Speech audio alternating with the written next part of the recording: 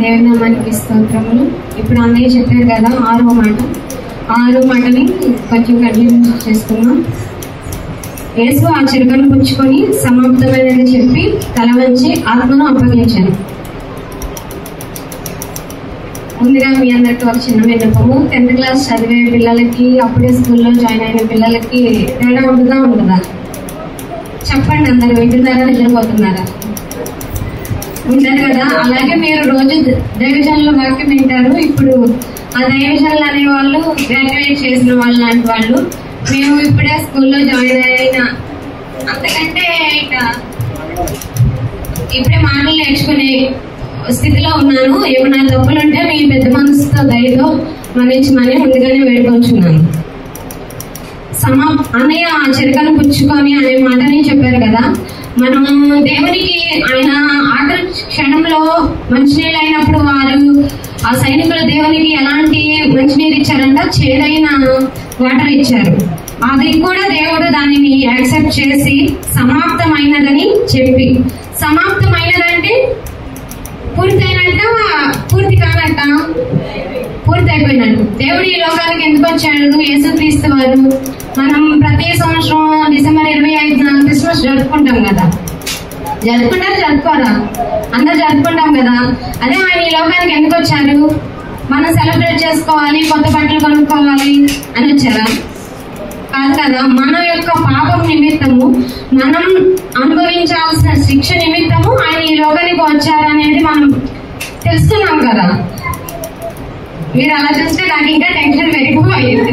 అసలుకే కాళ్ళు చేతులు వణుకుతున్నాయి, గడపడ వస్తుంది. సమాప్తమైనది. ఆయన ఈ లోకానికి వచ్చింది నీ నా పాపాలని, మనం భరించాల్సిన శిక్షని ఆయన మీద మోసుకొని ఆయన ఈ లోకాన్ని విడిచి వెళ్ళడానికి, మన యొక్క శిక్షను భరించడానికి ఈ లోకానికి వచ్చారు. ఈ లోకానికి వచ్చినప్పుడు ఆయనకి శ్రమలు వస్తాయని ముందుగానే తెలిసి ఉంది కదా. ఆ సిలువ వేసే ముందు కూడా యేసుక్రీస్తు వారు ఎంతగానో ప్రార్థన చేశారు. మనం ఎవరైనా బాధలో ఉంటే, టెన్షన్ లో ఉంటే ప్రార్థన చేయగలుగుతామా? నేనైతే అస్సలు చేయలేను. ఏం మాట్లాడతానో కూడా నాకే తెలియదు. నాకు టెన్షన్ ఉంటే మా సార్ ముందుంటే చాలు, నాకు ఆయన ఎప్పుడు వెళ్తాడా అని ఆయన వెళ్ళిందాక స్తోత్రం స్తోత్రం స్తోత్రం అని చెప్పుకుంటూనే ఉంటాడు. అలాగే ఆయన అంత శిక్ష వస్తుందని తెలిసి కూడా దేవుని మహిమపరిచే విధంగా, తన తండ్రిని మహిమపరిచే విధంగా ప్రార్థన చేశారు.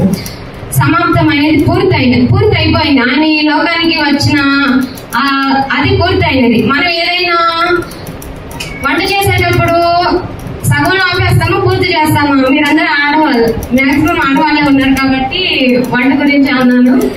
సగంలో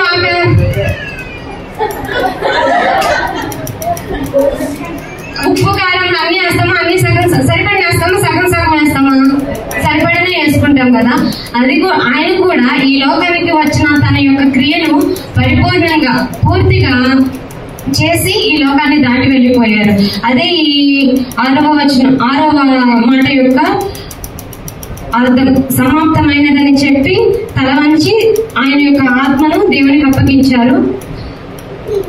మనం ఏదైనా సాధించిన ఈ సమాప్తమైనదని వాడు చెప్పేటప్పుడు దేవుడు యేసుక్రీస్తు వారు ఏం బాధపడలేదండి. ఎంతో ధైర్యంగా నేను ఇది సాధించాను అనే విజయంతో ఈ మాటలు పలికి ఉంటారని మనందరం అనుకున్నాం. ఏదైనా మనం గెలిచినప్పుడు మనం హ్యాపీగా చెప్తామా, సంతోషంతో చెప్తామా, బాధతో చెప్తామా? సంతోషంతో చెప్తాం కదా. ఆయన కూడా ఈ లోకానికి వచ్చి మనల్ని రక్షించడానికి వచ్చిన విషయం పూర్తయినదని ఆయన ఎంతో విజయంతో చెప్పారని అనుకున్నాం. అదే ఈ 6వ మాట యొక్క అర్థం. ఈ వాక్యం దేవుడు దీవించిన తప్పులంటే దయతో మన్నించండి.